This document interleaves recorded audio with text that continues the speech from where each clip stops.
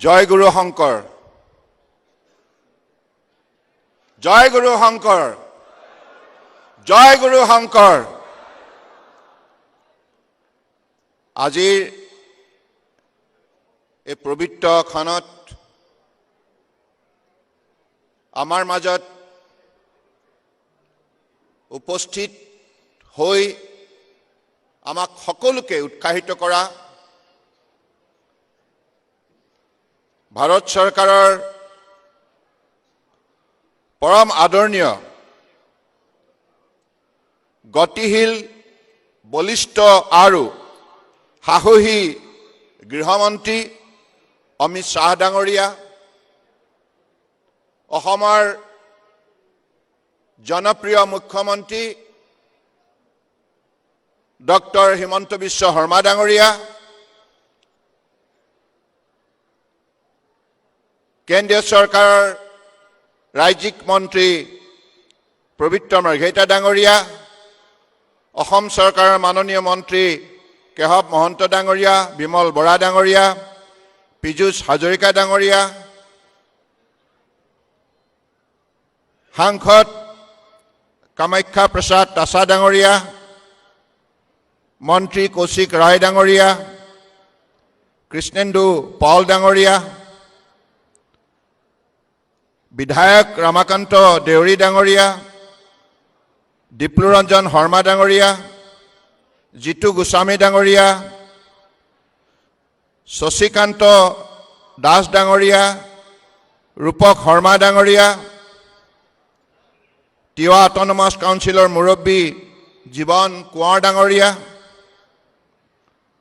OBC কৰ্পৰেশ্যনৰ ৰাজ্যিক সমিতিৰ উপসভাপতি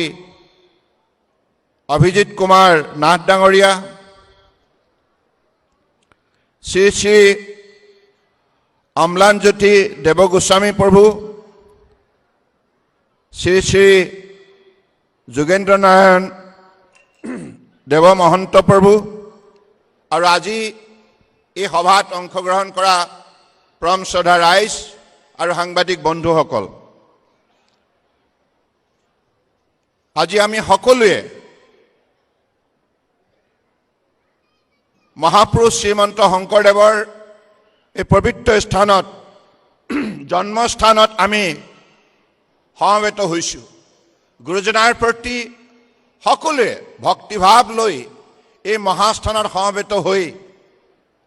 গুৰুৰ গুণানুকীৰ্তন কৰিবৰ বাবে আমি সকলোৱে প্ৰতিজ্ঞাবদ্ধ হৈছোঁ। কাৰণ এইগৰাকী গুৰুৱে আমাক জীৱনৰ পথত কেনেধৰণে অগ্ৰসৰ হ'ব লাগে, সমাজ পাতি শৃংখলাবদ্ধভাৱে কেনেধৰণে আমি আমাৰ জীৱন যাত্ৰাক সুচাৰুৰূপে আগুৱাই নিব লাগে আৰু প্ৰাণী জগতৰ প্ৰতি দায়বদ্ধতাৰে দায়িত্ব সহকাৰে কেনেধৰণে আমাৰ মানৱ ধৰ্ম পালন কৰিব লাগে, এই সকলোবিলাক কথা গুৰুজনাই আমাক নৱবৈষ্ণৱ আন্দোলনৰ যোগেদি সকলোকে শক্তিশালীভাৱে প্ৰদান কৰি গৈছে। মই ভাবোঁ এই অমৃতবাণী লৈ আজি অসমীয়া জাতিয়ে বিশ্বৰ বুকুত নিজৰ পৰিচয়, সামাজিক পৰিচয়, সাংস্কৃতিক পৰিচয়, আধ্যাত্মিক পৰিচয় দিবৰ বাবে সক্ষম হৈছে। গুৰুজনাৰ প্ৰতি কোটি কোটি প্ৰণিপাত যাচিছোঁ, গুৰুজনাৰ আশীষ বিচাৰিছোঁ। কাৰণ অসমৰ বুকুত বসবাস কৰা বৰাক ব্ৰহ্মপুত্ৰ পাহাৰ ভৈয়ামৰ এই 3,50,00,000 লোকে আজিৰ তাৰিখত আমি সকলোৱে মনত ৰাখিব লাগিব, মহাপুৰুষ শ্ৰীমন্ত শংকৰদেৱে তেখেতে যি গীত মাত ভাওনা আৰু উল্লেখযোগ্য ৰচনাৱলী, সেই আধ্যাত্মিক চেতনা শক্তি প্ৰদান কৰিবৰ বাবে এখন সমাজক শাৰীৰিকভাৱে, মানসিকভাৱে, আধ্যাত্মিকভাৱে সবল কৰাৰ বাবে যিখিনি জীৱনজোৰা সাধনাত মগ্ন হৈছিল, তাৰ ফলশ্ৰুতিতে আজি আমি জ্ঞানৰ পোহৰ পাইছোঁ, ভক্তিৰ অনুভূতি আয়ত্ত কৰিছোঁ আৰু অসমীয়া সমাজখনে বিভিন্ন ক্ষেত্ৰত আজি নিজৰ ব্যক্তিত্বত শক্তি প্ৰদৰ্শন কৰিবলৈ সক্ষম হৈছে গতিকে এই মহাস্থান পবিত্ৰ স্থান মানসিকভাৱে কংগ্ৰেছৰ 55 বছৰীয়া শাসনকালত ভাবিব নোৱাৰাকৈ ক্ষতিগ্ৰস্ত হৈছিল আৰু ইয়াত থকা বৈষ্ণৱপ্ৰাণ ভক্তবৃন্দই সকলো সময়তে আতংকিত অৱস্থাত থাকিব লগা হৈছিল কাৰণ সন্দেহযুক্ত বিদেশী বেদখলৰ বাবে দিনক দিনে এই পবিত্ৰ গতিকে এই মহাস্থানৰ সীমা সংকুচিত হৈছিল কিন্তু এই ক্ষেত্ৰত আমাৰ সত্ৰাধিকাৰ প্ৰভুসকলে বাৰংবাৰ সেই সময়ৰ কংগ্ৰেছ চৰকাৰৰ আবেদন নিবেদন কৰাৰ পাছতো কোনো দিনেই এই গুৰুত্বপূৰ্ণ কথাটো তেখেতসকলে আগ্ৰহ নকৰিলে ইয়াৰ সমাধানৰ বাবে সূত্ৰ উলিয়াবৰ বাবে উপায় উদ্ভাৱন কৰিবৰ বাবে সকলো সময়তে নিজৰ কেৱল ভোট বেংক সুৰক্ষিত কৰাৰ স্বাৰ্থত অবৈধ বিদেশীক এই স্থানত তেখেতসকলে সুৰক্ষা দিলে কিন্তু 2014 চনত মাননীয় প্ৰধানমন্ত্ৰী নৰেন্দ্ৰ মোদী ডাঙৰীয়াৰ নেতৃত্বত যেতিয়া দিল্লীত বিজেপি নেতৃত্বাধীন এনডিএ চৰকাৰ হ'ল এইখন চৰকাৰৰ দিনত মাননীয় প্ৰধানমন্ত্ৰী ডাঙৰীয়াই স্পষ্টভাৱে উত্তৰ পূৰ্বাঞ্চলৰ ৰাইজক কংগ্ৰেছে কৰা দীৰ্ঘদিনৰ অন্যায় অত্যাচাৰৰ